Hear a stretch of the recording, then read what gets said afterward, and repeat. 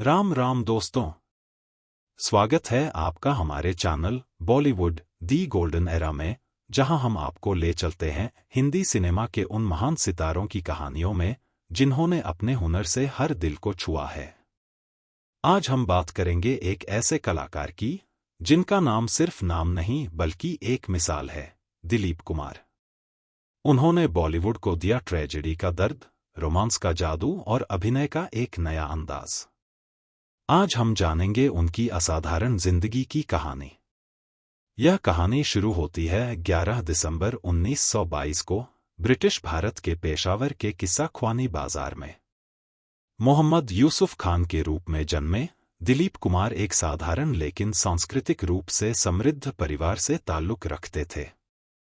उनके पिता लाला गुलाम सरवर खान एक फल व्यापारी थे और वे 12 भाई बहनों में से एक थे। यूसुफ की पढ़ाई महाराष्ट्र के देवलाली में बार्न्स स्कूल में हुई, जहां उनके पिता के बगीचे थे। उनकी जिंदगी सरल थी लेकिन सपनों से भरी हुई। उनका बचपन का दोस्त था राज कपूर। दोनों एक ही मोहल्ले में बड़े हुए और कौन जानता था कि यही दोनों दोस्त आगे चलकर भारतीय सिनेमा की नींव रखेंगे।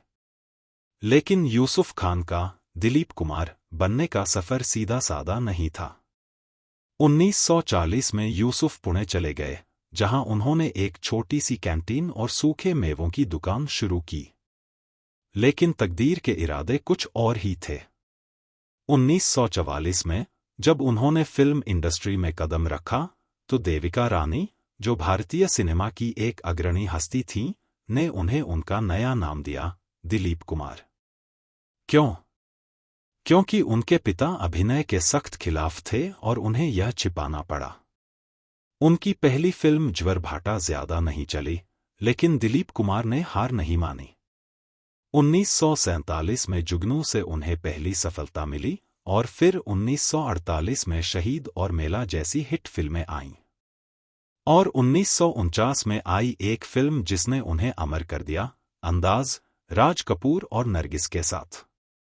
1950 का दशक दिलीप कुमार के करियर का स्वर्णिम युग था।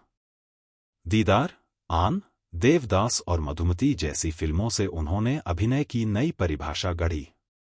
उन्हें ट्रेजेडी किंग कहा जाने लगा। उनके भावनात्मक अभिनय ने दर्शकों को आंसुओं से भिगो दिया और आलोचकों को भी प्रभावित किया। लेकिन इस अद्भुत ऑनस्क्रीन शख्सियत के पीछे एक इंसान था जो अपनी ही परेशानियों से जूझ रहा था। बार बार ट्रेजेडी रोल निभाने से उन्हें डिप्रेशन का सामना करना पड़ा। डॉक्टर की सलाह पर उन्होंने हल्के फुल्के रोल करने शुरू किए, जैसे आजाद और कोहिनूर। इन फिल्मों ने उनकी बहुमुखी प्रतिभा को उजागर किया और साबित किया कि दिलीप कुमार के लिए कुछ भी असंभव नहीं है। और फिर आई मुगल-ए-आजम, एक ऐसी फिल्म जिसने बनने में एक दशक लिया। शहजादे सलीम के रूप में दिलीप कुमार ने भारतीय सिनेमा के सबसे प्रतिष्ठित किरदारों में से एक को जीवंत किया। यह फिल्म सिनेमा के इतिहास में अमर हो गई।